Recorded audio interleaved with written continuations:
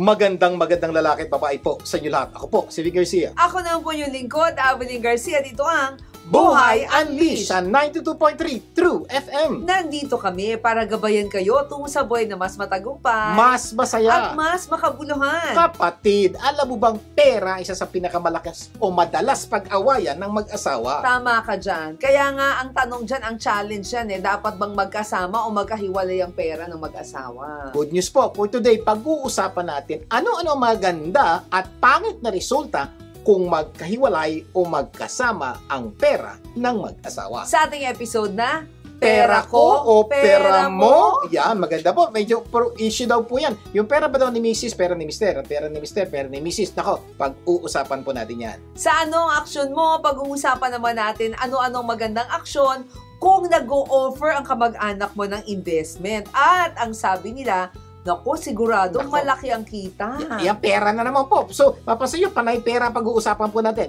sa araw na ito. Pero bago yan, simulan po natin ating programa ng Believe It or Not. Ito ang parte ng ating programa na magbibigay kami ng paniniwala na pwedeng magpaganda ng inyong buhay kung ito ay inyong paniniwalaan at gagawin. At ang quote for the day natin ngayon ay ano?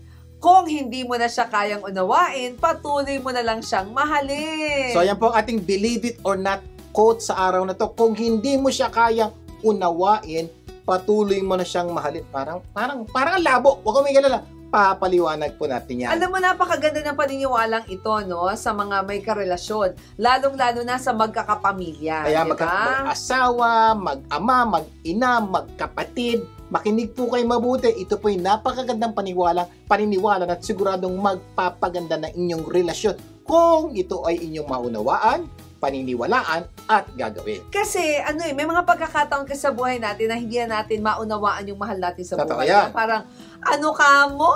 Hindi kita maarok, di ba?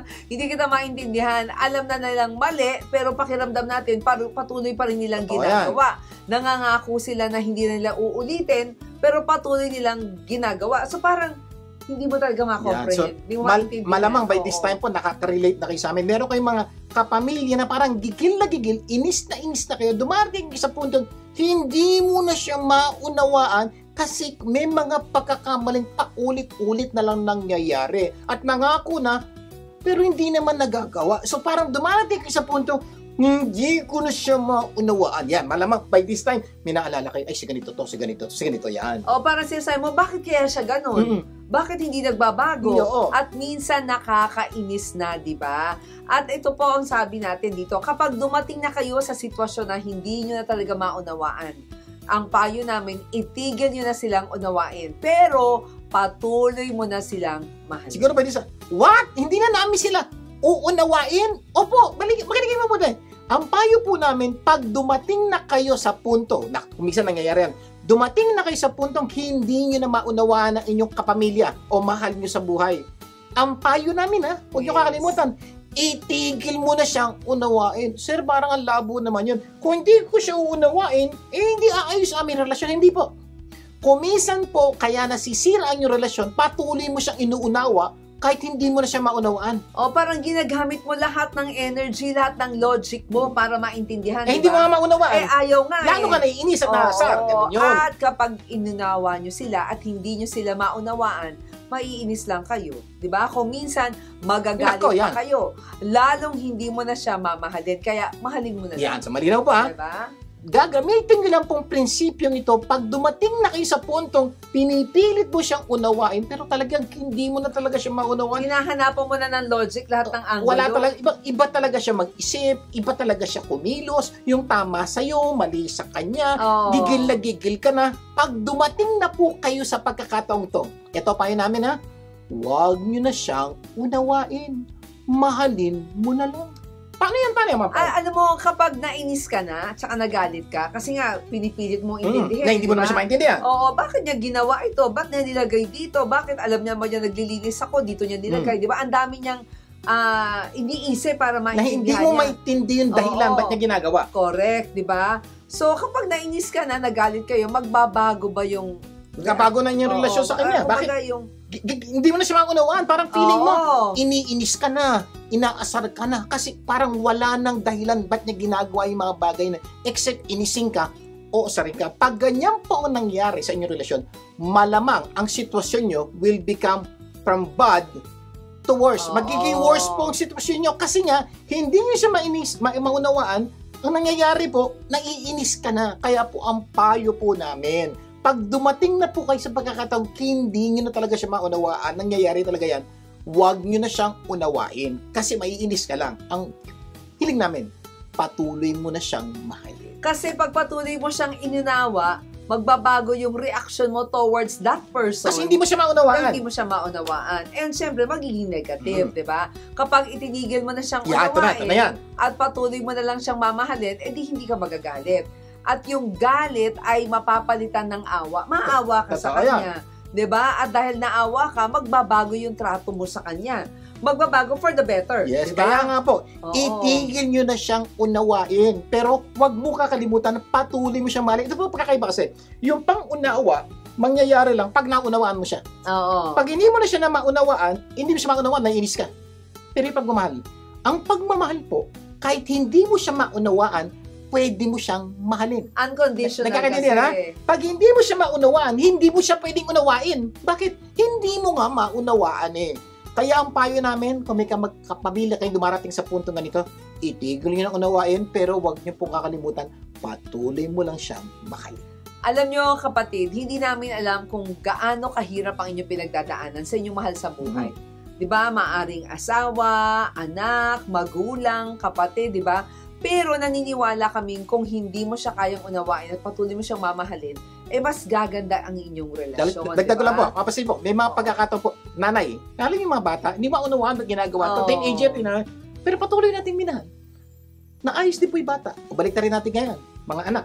Yung mga nanay nating may edad na, tatay natin may edad, yung bisa, pag ginagawa ni tatay, to, ni lolo, to, nakakainis na. Pag ginawa mo yun, nainis ka, one day, hindi mo na siya mamahalin. Yes. Babalik rin natin. Huwag mo na siyang unawain. Patuloy mo na lang siyang mahalin. Dahil minahal ka niya, nung bata ka pa. At yung awa nga na sinabi natin kanina, pag naaawa ka, iba yung reaction mo. Sabi nga ng salita ng Diyos, di ba, love covers a multitude of sins. Lino po yan. Ito, Diyos na po ang nagsabi na, may mga pagkakataon talagang mali. Hindi na ito ordinaryong ginagawa. Mali talaga. Pero pag mahal mo isang tao, kaya mo daw pagtakpan yung pagkakamali ng tao. Kaya mo siyang mahalin kahit sa kanyang pagkakamali. Pero ito po, mahirap unawain ang taong hindi mo maunawaan. Pag-isipan niyo buti, paano niyo unawain ang taong hindi niyo maunawaan? Mahirap. Pero pwede niyo mahalin kahit hindi mo siya maunawaan. Kaya sana mula sa araw na to, maniwala at gawin ninyo ito. Kung hindi mo na siya kayang unawain, patuloy mo na lang siyang mahalin. At sigurado kami, gaganda ang buhay niyo. At ng mga mahal niyo sa buhay, believe it! Kung hindi mo na siya kayang unawain, patuloy mo siya mahalin. Sana marami tayong natutunan na tunay yung magpapaganda ng ating buhay. Magbabalik pa po ang Buhay Unleashed. Huwag bibitiw. Nagbabalik ang Buhay Unleashed. Big Garcia po muli. At Abilene Garcia. Dadako na tayo sa ikaw. Ano action mo segment? Tandaan ha, you are what you do, not what you say you will do. Sa Tagalog, hindi po puro ngawa. Dapat may gawa. Dahil tayo po ay produkto ng ating ginagawa at hindi ng ating ninangawa. At sa segment na ito, hahanapan natin ng aksyon ang mga sitwasyon na nangangailangan ng solusyon. Yan. Kaya kung mayroon kayong sitwasyon na nangangailangan ng aksyon, ipadala nyo lang po sa amin sa Facebook account na Vic and Abilene Garcia or Buhay Unleashed. At baka sitwasyon nyo na ang susunod namin aksyonan. Ang sitwasyon natin sa araw na to ay ano-ano ang magandang aksyon kung may nag-o-offer sa'yo. Nakamag-anak mo, no? Ng isang investment at ang sabi sa'yo, alam mo, siguradong malaki ang kita. Malamang alam niyo po itong pinag-uusapan natin. Maraming pagkakataon, nilalapit sa'yo, pinsan mo, kamag-anak mo. Minsan nga, hindi pinsan, kamag-kaibigan. Yes. Pre, invest ka rito. Pre, gawin mo to. Pre, naku, sigurado, pre, maganda itong to. Kung minsan po, sa hiya natin, hindi tayo makahindi. Tapos, magbibigay tayo ng pera kahit di natin naunawaan. Doon po tayo nahihirapang kuminsan. Ayaw natin sila kasi ngayon, i-decline o i-reject. Reject. Oo. Yun ang sitwasyon natin ngayon. Sir, ano gagawin dito? Pakiulit nga yung tanong. Ayan. Ano-ano ang magandang aksyon kung may nag-o-offer na kamag-anak, sama natin kaibigan ng investment at ang sabi nila, siguradong malaki ang kita dito. Lalo-lalo na, kung yung nag-o-offer sa'yo, may utang na loob ka. Oo, may pinagsamahan kayo. Ang hirap i-decline. Oo, so ito po, step by step. Step number 1. Tanungin mo sa kamag-anak mo kung paano niya nalaman na siguradong malaki ang kita. Yan ang una-una. Magandang i-verify mo. No? Oo, kasi madaling sabihin malaki kita, pero mahirap sagutin yung paano mo nalaman. Nagkakaintindihan, iba pa yun. Malaki ba kita? Oo, malaki. Okay, madaling sagutin yung oo. Pero paano mo nalaman? Ano basis mo? Saan ang galing? Anong impormasyon? Yan. Kumisan po, pag ganun ang tanong, sabi nila, ay problema po. Kaya ang parang mas maganda, hindi sabi-sabi. Dapat may ebidensya. Sabi nga po ng nanay ko, ang maniwala sa sabi-sabi, walang tiwala sa sarili. So, yun ang una-una yung tanong. Kasi pag hindi nga na mapaliwanag na magalaki talaga kita, baka tumigil na yon, hindi ka nakulitin. Kaya magandang tanong yung unang tanong na yun. Parang sa insurance, di ba? Di ba sa insurance, pinapakitaan tayo ng proseso, kung paano tayo kumikita. Sana merong ganon. May explanation. Tapos may papel pa. May ganito. May historical data pa. Now, sige po, pag ganon, parang madaling mag-convince.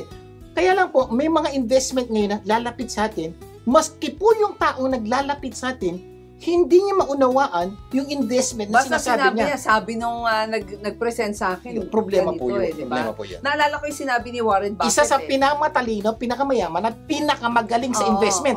Sabi niya, never invest in a business you cannot understand. Ang simple. Napakahirap naman nun, di ba? Ang simple po. Ito po ang nagsabi niyo, isa sa pinakamagaling na investor sa buong mundo. Yung iba kasi pumapasok ni hindi alam kung ano pinapasok. Yun po. Kung tingin mo, ikaw, hindi mo naintindihan yung investment na ino-offer na kamag-anak mo, sabi mo, pare, sorry, hindi ka naintindihan. Sabi kasi ni Warren Buffett, wag daw papasok sa investment, hindi niya naintindihan. So, sinusunod ko lang kasi magaling siya. Tapos, kung siya mismo hindi niya maintindihan, ako may problema. Ayun, baka payuhan mo. Pre, paano ka nakasigurado kikita talaga yan? Kung hindi niya mapaliwanag, warningan mo siya, pre, baka may problema ng konti ang negosyo. Yes. O kaya may investment na yan. Oo. Okay. Tapos, tanongin mo yung number two, no? Tanongin mo yung kamag-anak mo, kaibigan mo, kung nag-invest na ba siya? Yan. Kasi maaaring narinig niya lang, uy, malaki kita nito, kumuha ka. Siya pala hindi. Assuming na ipaliwanag na nung kaibigan mo, kamag-anak mo na malaki kita, okay, ang kung susunod, magkano naman in-invest mo na dyan? Ikan. At pag hindi niya masabi, may problema. Kasi kung naniniwala siya talaga na maganda yung kita rito, ba't siya walang investment? Problema yun. Nagkakaintindihan. So, ito po yung mga tanong na mag-iisip mabuti yung taong nag-offer sa'yo. Baka pagkakatanong mo nito, nga pre, no? Sige pre, babalikan na lang kita. So, nawala ka ng problema. Diba? Ang galing, ano? Number 3 naman, tinanong mo na siya, ikaw nag-invest ka ba? Oo, nag-invest ako. Oo, nag-invest siya. Ngayon, tanongin mo naman yung kamag-anak mo or yung kaibigan mo kung gaano na ba katagal yung investment company na yan. Ito po napaka-critical in investment. Napaka-importante po, malaman yung historical data about the business. Kasi po, kadalasan ng mga investment scam, ito po yung mga bagong kumpanya, bagong sibol na bagong labas. Kadalasan po, yung mga credible na investment company, mayroon po silang track record o matagal na. Oo, yun po, unang tanong, ilang taon na ba yan? Saan ba nagsimula yan? Kasi po, normal yan, pag nag-invest po kayo, bibigyan nyo po yung pera, pagkakatiwala nyo po yung hard-earned money nyo, dapat alam nyo kung kanino nyo binibigay. At kung hindi maipaliwanag kung paano nagsimula at saan nagsimula, medyo mag-isip na po kayo. Minsan nga, hindi lang yung hard-earned mo pati retirement mo hindi lang yun, kilala ko. Diba? Nangungutang ng pera. Ayun ang para i-invest sa mga investors dahil daw mas malaki ang kita. Nakamalamang by this time, tatangutang na kayo ba nangyari na sa inyo to. Okay? Kaya tingnan nyo, kung medyo bago-bago pa lang, medyo ingat, baka delikado, di ba? Pero, titignan mo, hindi naman lahat ng bago scam. Malinaw po. Diba? Hindi po namin sinasabi, pag maiksi pa lang ang oras scam, hindi po. Sinasabi ko lang, mas pag-isipan ng mabuti, panalangin ng mabuti, mag-investigate ka mabuti pag bago. Yes. Pag matagal na at may matinding track record, mas medyo may kampante ka ng konti. Yun ang sinasabi lang po namin. Pero, may mga bagong kumpanyang legit. Kaya lang po, medyo matinding investigasyon at pag-aaral ang kailangan nyo para malaman nyo to. So, ilang mga ma-caution lang po namin to bago kayo mag-invest at invest yung pera nyo pinaghirapan nyo mabuti. Yes. Number 4, no? Magsagawa ka ng sarili mong pag-aaral sa investment offer. Kumbaga, make your own background Totoo check, yan. no? Doon sa investment opportunities. Huwag ka lang makinig doon sa sinabi sa'yo. Lilinawin natin ha. Yung nagbebenta sa'yo, normally pakikita lahat ng maganda. Okay po, makinig ka lang dun, okay? Pero huwag kang mahuminturon. Tandaan niyo po, may mga bagay na sinasabi niyang totoo at may mga bagay baka hindi niya nasasabi. Yes. Diyan papasok po yung personal. Ikaw po, personal, ikaw mag-investigate. Magtanong ka, mag-investigate. Ikaw mag-research. O, pinakasimple, i-google mo, i-gaggle mo yan. Because si Google po, lalabas yun. Pag meron po isang kumpanyang may quote-unquote negative feedback, Or red flag. Lumalabas mo sa Google, ay ganito yan, ito feedback niya. Kasi normally, yung mga nabibiktima, ginugoogle yung kanilang mga problema. So, dun mo tingnan, tanong ka, punta po kayo sa Security and Exchange Commission. Tawag kayo, magtanong kayo. Kasi po, karamihan po ng pyramiding scam o mga scam, nakatimbre na po sa Security and Exchange Commission, malalaman niyo, ay, kasama pala siya dito. Kilala mo si Robert Kiyosaki? Ayan, isa sa pinamagaling na financial guru. Oo, sabi ni Robert, there are no bad business and investment opportunities. Wala daw bad. Maganda lahat yan. meron naman, but there are bad entrepreneurs and investors. Totoo po yan. Halos lahat po ng investment, ma-illegal o legal. Pwede kang kumita. Kakaintindihan po tayo. Pero ang problema po ito, walang bad investment pero may bad investor. Bakit nagkaroon ng bad investor? Si investor hindi inaral. Oo. Hindi nag-research.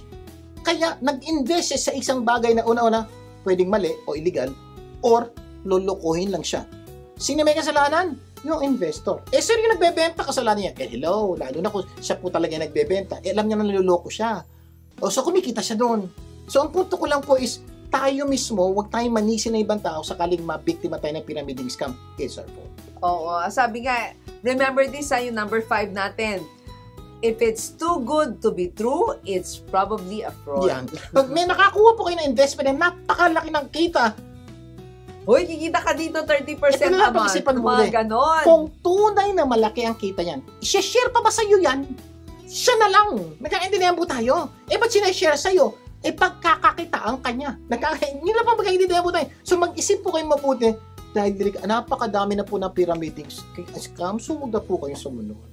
Nako, sana marami tayong natutunan ha sa ating sitwasyon na kapag may lumapit sa inyo, na kamag-anak or kaibigan, hindi yan. at sinabi na nako, mag-invest ka dito, malaki ang kita dito, sana ay magamit nyo yung mga tips na binigay namin. Sana marami kayong natutunan sa ating pinag-usapan. Mamaya, sa itanong mo lang, pag-uusapan natin ano-ano ang magaganda at pangit na resulta kung magkahiwalay o magkasama ang pera ng mag-asawa. Magbabalik pa po ang Buhay Unleashed. Huwag bibitiw.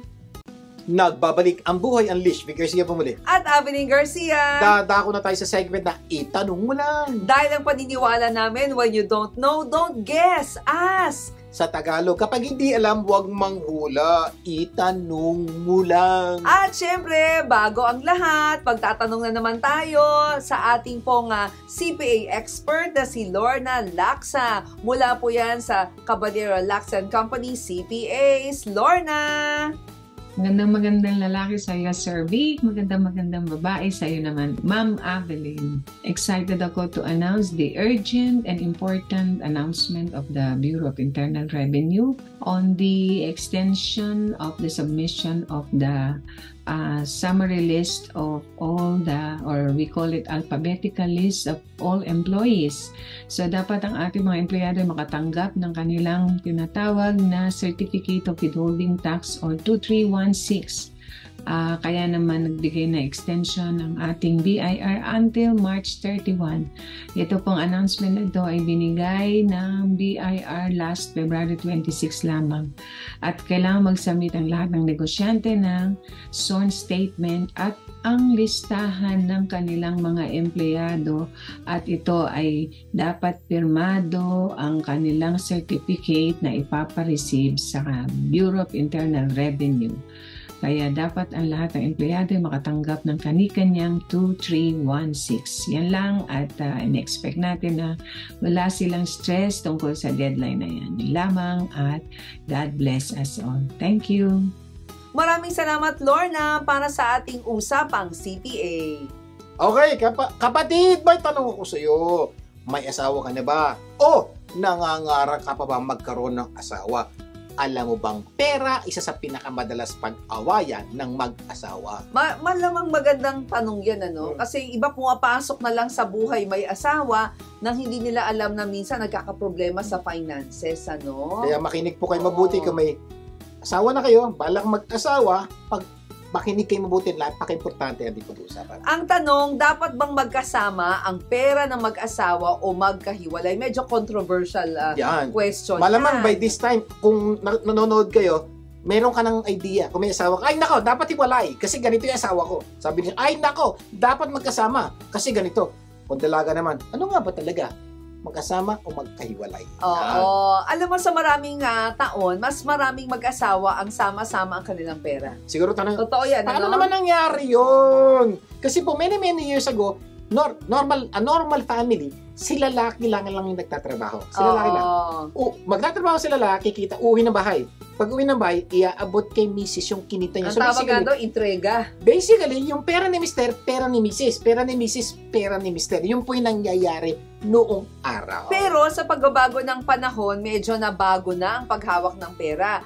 Maraming asawang babae na ngayon ang nagtatrabaho na rin. So, nangyayari, may trabaho si mister, may trabaho si Mrs. So, pag uwi ni Mr., hindi nga na ina-entrahan kay pera kay Mrs. Bakit? May pera ka naman. Si Mrs. hindi rin binibigay. Mr. may pera ka naman. May kanya-kanya po silang pera. In fact, ayon sa isang survey na ginawa, napag-alaman na halos kalahati ng mag-asawa ang sama-sama ang pera at kalahati ay kanya-kanya. So, basta niyo po, based sa practice na to, talagang medyo get na. Kalahati, okay. Kalahati, hindi okay magkasama. Pero meron pa isa isa pa. May isa pang sistema ang ginagamit ng ibang mag-asawa. Ang tawag natin dito ay hybrid. Parang sasakyan. Parang, alam niyo may hybrid na sasakyan na pwedeng gasolina, pwedeng electric. Ang tawag doon, hybrid. Ito po, sa kapirahan, may hybrid din. Oo, may sama-sama at may kanya-kanya. Ibig sabihin po, may parte ng kanilang pera magkasama. May parte ng kanilang pera hindi magkasama. Kasi, pwede ba yun? Meron po, for example, ikaw ang toka sa renta, o toka sa kotse. So, yun ang hiwalay. Ibig sabihin, magkasama yun, toka. Pero, yung ibang pera, akin na yung pera kong tira, akin na yung pera, yun na yung pera. So, parang ganun po, pinagsasama ibang bagay, dito, para sa bahay, sama tayo. Para sa kotse, sama tayo. Pero hiwalay tayo. So, parang hindi po siya pure hybrid siya. Kaya ang tanong, alin kaya ang mas maganda? Yung kanya-kanya, sama-sama o hybrid? Para malaman natin ang mga bagay nito, pag-aaralan po natin mga pros and cons ng bawat isa or sa ibang pagkakataon, advantages and disadvantages ng sama-sama at kanya-kanya. Kaya makinig po kayo mabuti. At the end of the day, kayo po mas maghusga alin ba ang maganda, sama-sama o kanya-kanya. Kung sama-sama, nagkakatulungan. Ayan, so, lagay niyo pa sa isip nyo. Unahin natin, sama-sama muna. Ano ang advantages and disadvantages? Okay. Nagkakatulungan, pero pwedeng maging ugat din ng away, kasi magkasama ang pera nila. So, lagay niyo, sama pera natin. So, problema ko, problema niya. So, magkakatulungan kami yan. Kaya lang, minsan may gusto akong bilhin, ayaw niya. Magkakaroon po na samaan ng loob yun. Yung po ang problema na sama-sama. Medyo pwedeng pagsimulan ng samaan ng loob. Pero kung kanya-kanya naman, sabi nila medyo bawas away daw. Sa'yo yan, akin daw, okay. Pero pwede rin maging mas malaki ang problema naman sa pera. So, itipin niya, paano naman nangyari? Ito yung, sa kanya, pera ko. So, walang problema. Ang problema, kanya-kanyang gastos. Na kung minsan, maraming ginastos si Mrs., maraming ginastos si Mr., pag kailangan nilang pera, pareho silang walang pera. So, ilan lang to sa mga example, pero kung magala, hihimayin po natin to para maunawaan nyo ano ba talagang impact nito sa buhay mag-asawa. Simulan natin sa financial impact. Ibig sabihin ba, ano yung ibig sabihin ng financial impact? Ano ang impact sa inyong kaperahan kung maghihiwalay ang pera nyo o kung magkasama kaperahan nyo? Una natin pag-usapan. Simulan natin. Bilang mag-asawa, marami kayong financial na problema ang pagdadaanan. At pinagdadaanan at pagdadaanan pa pagdating ng panahon. Pambayad ng bahay, kuryente, tubig, internet, sasakyan, at kung ano-ano pa, di ba? Iba pa yung gastos mo sa pagkain. Di ba? Pamasahe, araw-araw, kung wala kang sasakyan. Lalo pang magiging grabe ang inyong problema kapag kayo ay nagkaanak. Nakaw! Oo, gastos sa panganganak pa lang, di ba? Mas matindi kung cesarean. Nakaw! Eto pa, gatas mo, diaper, hindi yung diaper mo, hindi lang naman minsan. Araw-araw yan hanggat kinakailangan, di ba? Dagdag pa yung immunization. na napakamahal, na hindi natatapos-tapos yung gastos. Dahil, Nako, kala nila, tapos na. parang tapos Hindi na. pa. Ano susunod? Mag-aaral Nako. pa. Mag-aaral pa. Yung pag-aaral naman, may tuition.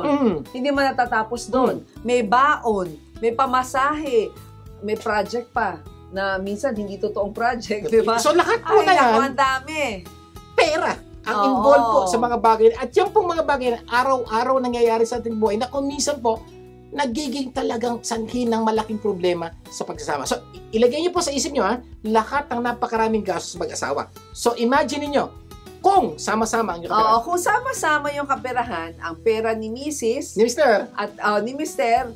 ay pera ni Mrs. Ang pera ni Mrs. pera ni Mr. So, ibig sabihin po, pag may kita si Mr., sa lagay dito, pag kita si Mrs. sa lagay dito, magkasama at dito sa kaperahang ito, gagamitin para sa inyong pangangailangan buwan-buwan. Yung po ibig sabihin ng magkasama. Ibig sabihin, walang sariling pera si Mr. Totoo yan. At walang sariling pera si Mrs. Hindi yung may pera ako, may pera kami. Yan. Yun, oo. So, yun po yung unang ibig sabihin ng sama-sama. Nga kaibigan. So, pag sama-sama ang kanilang kaperahan, ano mangyayari? Kapag may bibilhin si Mr., syempre mag-uusap muna sila ni Mrs. Okay, diba? mabili natin to. Kasi pera natin to eh. So, Oo. kailangan mag-agree tayo. At kapag may bibilhin naman si Mrs., mag-uusap muna sila ni Mr.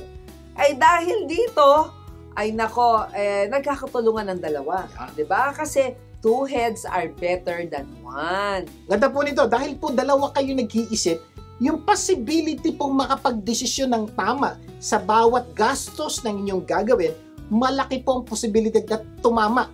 Bakit? Dalawa kayo. Hindi pwedeng pag na-impulse buying si Mrs., may kukontrol na Mr. Oo. O ma-impulse buying si Mr., may kukontrol ni Mrs. Pero pag kanya-kanya na-impulse buying si Mrs., tapos, ubos ang pera. Yun po ang ganda ng sama-sama, naiiwasan yung impulse buying at maling paggastos ng pera. Alam mo, bagamat sinasabi natin na two heads are better than one, minsan, nagiging simula rin to ng away. No? Kapag hindi nag-agree yung isa sa desisyon ng isa. Yun po naman ang disadvantage yun. Nagiging issue pag hindi nag-agree. Ano pa iba? At kapag kulang ang pera ng isa, kulang din ang pera ng isa. Pareho kaming naghihirap. Ay pag sobra. Pareho kaming enjoy. Pareho naman kayong sobra. Sobra rin ang pera ng isa. At dahil iisa lang ang pera ninyo, may pera kayong pareho. Diba? Kaya kung may malaki silang problema sa pera, ito po'y kanilang pinagtutulungang solusyonan. Yes. Kung kanya-kanya naman tayo. Ang pera mo, ang pera ni Mr. kay Mr. lang. Ang pera ni Mrs. kay Mrs. lang. Meron na silang tinatawag na ito yung toka-tokang gastusin, di ba? May toka sa renta, may toka sa grocery, pagkain, may toka naman sa tuition, o ikaw ang baon, at iba pa. Ay kung may bibilin si Mr., hindi niya kailangan kausapin si Mrs. Basta binibigyan niya ito kanya. Oo, dahil pera naman niya yon. Kung may bibilhin naman si Mrs., hindi na niya kailangan kausapin si Mr. Bakit? Pera niya naman yun. Oo. May mga pagkakataon na maraming pera si Mr. Di ba? Pero kapos na kapos si Mrs. Kasi baso si Mrs. Yung pera niya, ginastos niya kung saan-saan. Oo, maraming pera si Mrs. Yan. Pero kapos na kapos Ayan, nag-vision naman kasi si Mr. Ayan. At kapag kinapos naman si Mr., pwede siya mangutang kay Mrs. Yan, syempre. Kasi kanya-kanya di ba? Oo. Kapag kinapos naman si Mrs., pwede siya mangutang kay Mr. At dapat may bayaran. Kasi nang-utang yan, dapat may bayaran. Kung minsan dyan po nagsisimula ang problema kapag may nangutang pero ayaw magbayad. Yan ang isang parating sinasabi nila. Naku, lagi na lang ako nag-aabono, di ba? Oo, yung isa. Paano kung may ito pa, isa pa po, malaking problema po ng kanya-kanya. Paano kung may gastusin na hindi nila pinag-usapan at inaasahan, biglang dumating? Ay, oo, no? Mga surprise expenses. Sino gagastos yan? Problema yan. Oo, kasi iisip mo, teka muna, hindi ko babayaran yan. Hindi, akin yan. Oo. Bahala ka dyan. Ayan. Oo. So, yun po ang problema pag kayo po financially ay nagkakanya-kanya. Kapag may positive, may negative. Pero good news, mamaya po, ating pagbabalik, itutuloy po natin ang pag-aaral sa pros and cons ng hiwalay ba o sama-sama. Magbabalik pa ang Buhay Unleashed. Huwag bibitiw. Nagbabalik ang Buhay Unleashed with Garcia Pumulit. At Avelin Garcia, patuloy tayo sa ating topic na ano-ano ang magaganda at pangit na resulta kung magkahiwalay o magkasama ang pera ng mag-asawa. Sa ating episode na Pera ko, pera mo. Review muna tayo. Saan napag-usapan natin kanina? Napag-usapan natin yung financial impact, di ba? Kung sama-sama po ang inyong kaperahan, ang pera ni Mr., pera ni Mrs., sa pera ni Mrs. ay pera ni Mr. Kapag may problema si Mrs., may problema rin si Mr. Yung po mangyayari pag sama-sama. Pag walang problema si Mr., wala rin problema si Mrs. Yes, at kung kanya-kanya ang inyong kaperahan, ang pera ni Mr. Kay Mrs. Ter ay lang. ang pera ni Mrs. kay Mrs. lang. At may mga pagkakataon na mas maraming pera si Mr., mas maraming pera si Mrs., pero minsan naman ay kapos naman ang isa't isa. So, yun po yung mangyayari po doon. Hindi po pareho nangyayari. Kasi kanya-kanya nga po. Isa pa, paano kung yan, gastusin nga nila na pinag-usapan na ni saan, biglang dumating, paano magbabayad? Yung pong problema po natin, pag kanya-kanya. So this time, pag-usapan natin ang number 2, impact. Yes, relational impact. Ano po ang magiging impact ng kanya-kanya at sama-sama sa inyong relasyon? Base sa pag-aaral, higit sa 50% ng away mag-asawa ay nag-uugat sa pera. Yan. No? At ito ay matinding nakakaapekto ng pagsasama ng mag-asawa. Pag-aaral na po yan, experience na napakaraming tao, naapektuhan ng relasyon ng mag-asawa pag sila po ay medyo hindi tama ang paghawak sa kaperahan. At kung kanya-kanya, kung sama-sama, may epekto po itong malaki sa relasyon ng mag-asawa. Sabi nga ng isang participant natin, ako, hindi totoo yan, ha? Hindi pera madalas namin pag-awayan. Okay, subukan natin pag-aralan. Ano ang madalas ninyong pag-awayan? Ito, normally po, sabi, Sir, madalas namin pag-awayan. Pag may gusto kong bilhin, ayaw ng asawa ko. O may gusto siyang bilhin, ayaw ko naman. So, hindi po pera ang pinag-aawayan namin. Ang pinag-aawayan namin kung bibili ba o hindi bibili. Malinaw. Hindi. Diba? Pag sinabi mo diba, bibili ng bagong TV, sala set, cellphone, minsan iniisip mo, ay hindi naman pera ang pinag-aawayan namin. Ang pinag-aawayan namin ay cellphone, o kaya TV, o kaya sala set. Pero pag-isipan nyo muna, bakit mo ayaw bumili ng TV? O sala set, o bagong cellphone? Sir, mahal Kung marami lang kaming pera. Kung marami kang pera, wala sanang away. Konti nga yung pera So, ibig sabihin, ano naging ugat? Pera.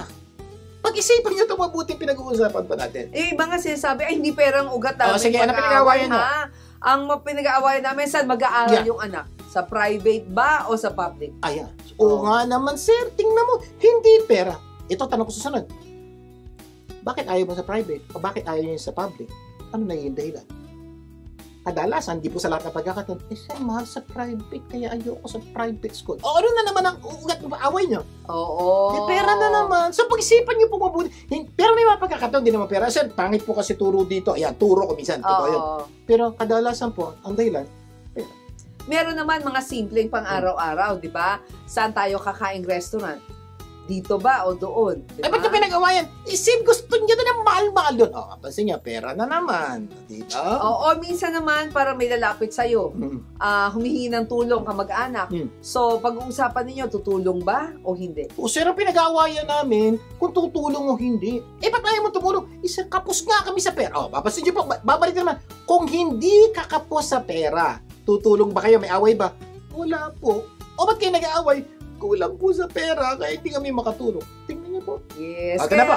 Aralin naman natin ngayon, ano na ngayon ang impact kung sama-sama o kanya-kanya. Okay, game. Kung sama-sama ang kaperahan, pwedeng maging sanhi ito ng hindi pagkakasunduan, di ba? Samaan ng loob at minsan hiwalayan pa nga, di ba?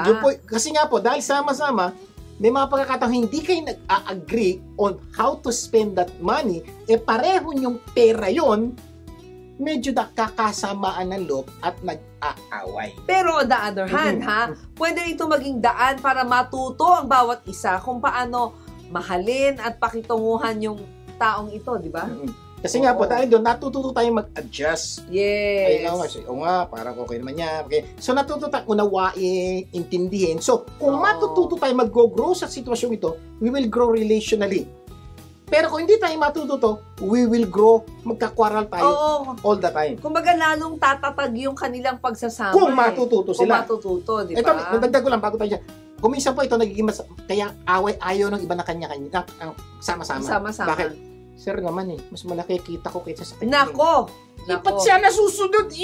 Pira! Ayan. Kaya may mga tao po ayaw ng sama-sama dahil feeling niya lugi siya.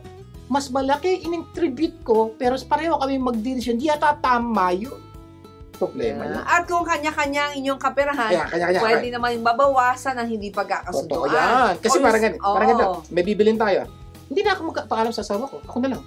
So, wala nang diskusyon, wala nang samaan ng loob. Bakit? Bibiling ko na lang lahat ng gusto ko bilhin. So, nabawasan ang samaan ng loob. At dahil konti na lang ang kanilang dapat pag-usapan at pag-agrihan, iwas-iwas daw ang away. Yun daw po yung sinasabi ng pagkanya-kanya, iwas-iwas ang away. In a way po, may katotohanan po yun.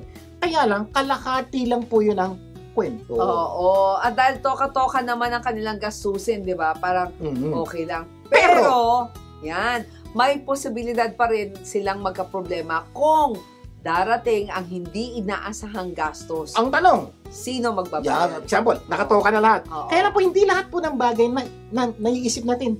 Biglang may darating, so, sino magbabayad? So, magtitinginan kayo. Okay sana. Kung may pera kayo pareho, sige, hati tayo. May pagkakataon po, ako meron siya, wala. Ako lang magbabayad, tama ba yun? Yan po, pagkakasamaan ng loob po niya. Simula rin po yan ang relational contact. Oo, at isa pang problema, paano kung hindi mabayaran ni Mrs. o ni Mr. ang kanyang toka? Diba? Toka-toka tayo. Renta, hindi binayaran. Kuryente. Ako'y renta, diba? Tapos ako kayo, ikaw na magbenta. Ha? Ako ang mag-aabono? Ayan.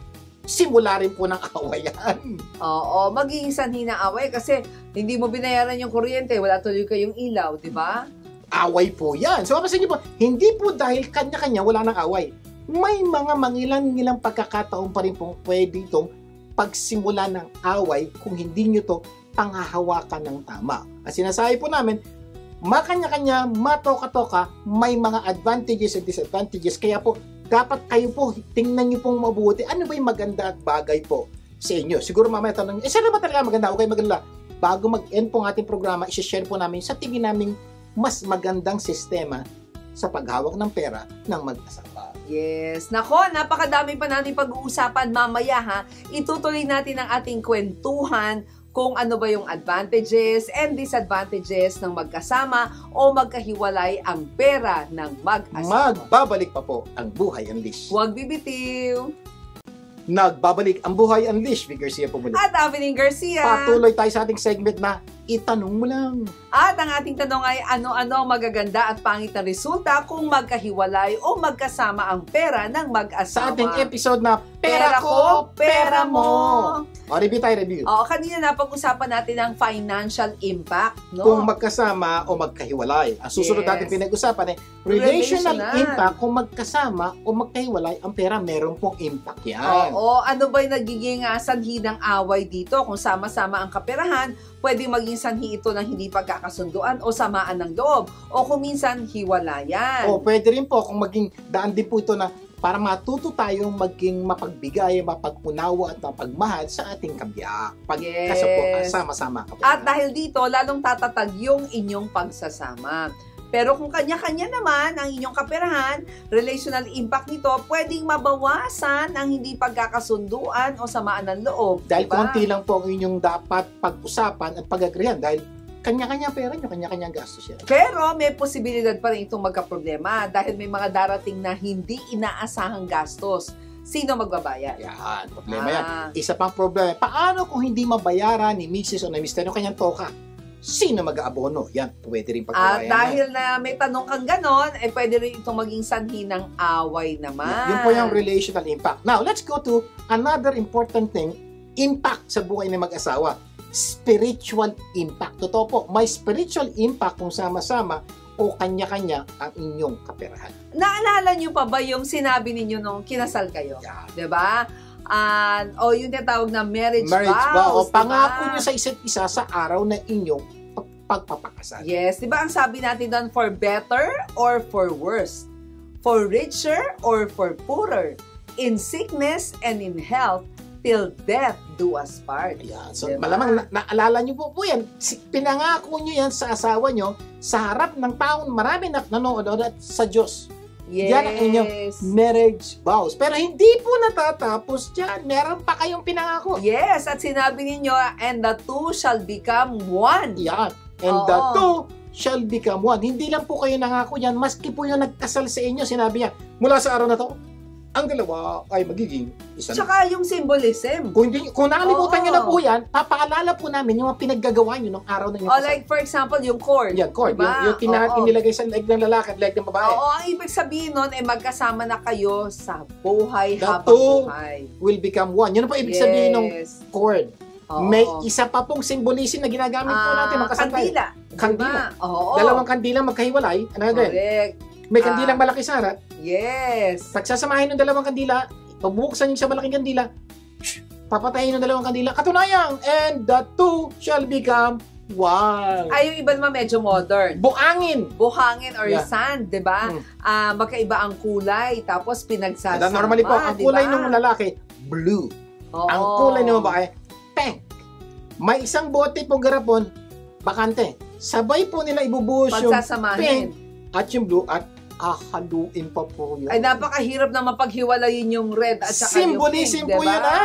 The two shall become one. Oh, isa pa, yung aras. Aras. Alam mo yung At aras, no? perang may balay, ganyan, ting-ting-ting na may ganyan. Ano nagsasabi na dapat magkasama ang inyong kaperahan. Lilinawin lang po, ito po yung pinangako nyo sa isa't isa, binabalikan lang po natin, ha? Hindi po namin sinabing kami po nagsasabi na Yes. kayo ang nagsabi niyan. At di ba kapag may nangako sa'yo, gusto mo bang mapako? Yan. Ayaw po natin. Ayaw, Inis diba? na inis tayo sa mga napapako.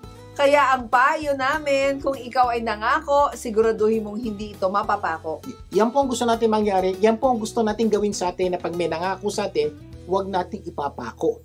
Pero ang problema po, maraming pagkakataon nangangako tayo, nakakalimutan natin kaya hindi natin nagagawa. So at this point in time, susubukan po namin paalala sa inyo yung pinangako nyo sa isa't isa.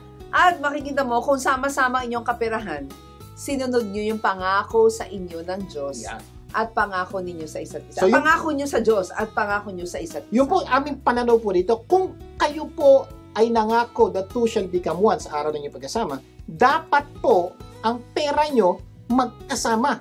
Kasi yung buhay nyo magkasama na, syempre yung pera nyo dapat magkasama na. Kung hindi nyo po ginawa to, ibig sabihin po yung pinangako nyo nung araw ng inyong pagsasama ay hindi nyo po ginawa. At hindi nyo rin po sinunod yung sinabi ng Diyos that two shall become one. Kaya nga yung dalawang tao, nagiging isa na lang. Yung dalawang buhay, nagiging isa na lang. Yung dalawang kaperahan, nagiging isa na lang. Yung po ang ibig sabihin ng araw na kayo nangako. Yung dalawa, isa na lang. Kaya kung totoo talaga magsasama kayo sa hirap at ginhawa, Yan. diba? For better, for worse. Kapag may problema sa perang isa, dapat may problema rin sa perang isa. Yung po yung for better, for worse, hindi yung siya better, ako worse. Hindi tama. Nagkakaintindihan naman. Yung po ang nangyayari pag hiwalay. Siya better, ako worse. Pero pag magkasama, we're better or we're worse. Pareho kami magsama sa hirap at ginawa. Tsaka kapag maluwag sa perang isa, di ba? Maluwag din sa pera yung Kasi isa. magkasama. Pag magkahiwalay, pwedeng maluwag sa pera isa, pwedeng isa hindi. Ay, kung kanya-kanya inyong kaperahan, edi hindi nyo sinunod yung pangako ninyo sa Diyos at pangako nyo sa isa't isa. That two shall become one. Oo. Mag-asawa kayo, pero may parte ng buhay ninyo na kanya-kanya. No? At hindi kayo magsasama sa hirap at ginhawa. Yun po nangyayari po. Pag hiwalay po kayo, hindi po totoo yung pinangako niyo magsasama kayo sa hirap at ginawa. Kasi po nangyayari, may mga araw, ginawa siya, ako hindi. Ginawa ko. Kasi nga po, hiwalay. Yun po yung sinasabi namin sa inyo. Yung parang may problema sa pera si Mister, pero maluwag sa pera si Mrs., di ba? Pwedeng may problema sa pera si Mrs., pero maluwag naman si Mr. Kailan po nangyayari ito? Pag kayo po ay kanya-kanya. Kasi po, kung sama-sama, pag may problema si Mr. sa pera, may problema rin si Mrs. kasi magkasama kayo sa problema. Yes. Pag maluwag sa pera si Mr., maluwag din si Mrs. kasi sama-sama. Yun po ang pinangako nyo at inutos ng Diyos sa atin patungkol po sa kaperahan. At makita nyo, sa dami po na nasabi namin, sana, may natutunan kayo, no? Ang tanong, ano bang mas maganda? Kanya-kanya o sama-sama? Yan po ang napakagandang tanong. At susubukan po natin bigyan ng conclusion itong ating usapan. Ito po, base po sa aming pag-aralan, na experience. Ito po payo namin sa inyo. Ang payo po namin, pag-aralan ninyong mabuti kung alin ang mas maganda sa inyo. At ayon sa mga nabanggit naming mga dahilan at yung mga pros and cons. Huwag lang kayong basta-basta magdidesisyon base sabi-sabi na iba. Aralin nyo po. Yung mga sinabi namin, sana pinag-isipan nyo. Magtanong pa kayo sa iba kung kaya nyo po mag-research. After that, you should make a decision. Pero kami po mag-asawa, nagawa na po namin yan. Nag-aral na kami, nakipag-usap na pa kami, nag-counsel na kami, nagtanong na kami. And we come up with already a decision on how we handle our money. At paano yan? Yes, kaming mag-asawa po, ang lahat po ng aming kaperahan ay magkasama. No? Dahil nangako po kami sa Diyos sa isa't isa na for better, for worse, for richer, for poorer, in sickness and in health, till death do us part, and the two shall become one. So, yun po ang isang dahilan bakit namin pinagsama. Unang araw pa lang po ng aming pagsasama. Sama na po aming kaperahan. Bakit? Yung po ang alam naming turo ng Diyos, yung po ang mga nirekomenda ng mga kaibigan po namin dati may asawa na maayos ang kaperahan nila ngayon. Yung po yung resulta ng aming pag-aaral na mas maganda magkasama. Kaya po, day 1 pa lang po, magkasama na. Kaya, yun po ang aming ginawa for the past 32 years na aming pagsasama. At ang ganda nito, dahil sa pagsunod po namin sa Diyos, maayos po ang estado ng aming kaperahan. So, diba? now po, dumating po kami sa puntong hindi naging maayos ang aming kapera. Ay, oo. So, ibig sabihin, naghihirap ako, naghihirap din siya. Oo. Pero naayos po namin, dumating sa puntong may kakayanan po kami sa kaperahan ngayon at may kakayanan din siya. Pareho kayo magkasama sa hirap at ginawa. Sana marami kayong natutunan na sa ating pinag-usapan. At next week po, marami akong tuturo sa inyo na hopefully tunay po mapaganda ng inyong buhay. At ng mga mahal nyo sa buhay. Manalangin po tayo. Abang nasa langit, maraming po salamat sa araw na ito na bigyan nyo kayong pagkakataon. Share po sa mga nanonood yung aming ginagawa kung paano hawakan namin ang aming kaperahan. At panalangin lang po namin sa lahat po na nakikinig, matuto po silang makinig, mag-isip, mag-investigate, and eventually mag-desisyon kung anong maganda sa buhay nila. Pagpalain niyo po lahat ng mag-asawa at ang mga taong gustong pumasok dito sa anumang sulok ng mundo. Lahat ay dinalangin namin sa pangalan ni Jesus. Amen and amen. Ang hiling lang po namin, imbitahin yung mga taong tunay na mahalaga sa inyo na tumutok sa programang Buhay Unleashed. Magsama-sama tayo tuwing Sabado, alas 4:30 ng hapon, dito lang sa 92.3 True FM. Ako po yung kapatid ni Garcia. Ako na po si Abilene Garcia. Tandaan, ang Buhay Unleashed ay pagbabagong buhay, puso at isip. Pagtulong-tulungan po natin ilabas ang galing ng bawat Pilipino. Ang tagumpay ay makakamtan, masayang buhay, tunay na makabuluhan. Ito ang Buhay Unleashed.